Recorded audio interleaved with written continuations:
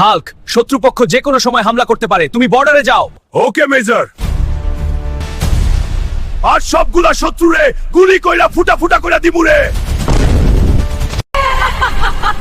আজকেই বুড়ি একটাকে তুলে নিয়ে গাড় মটকাবো রে।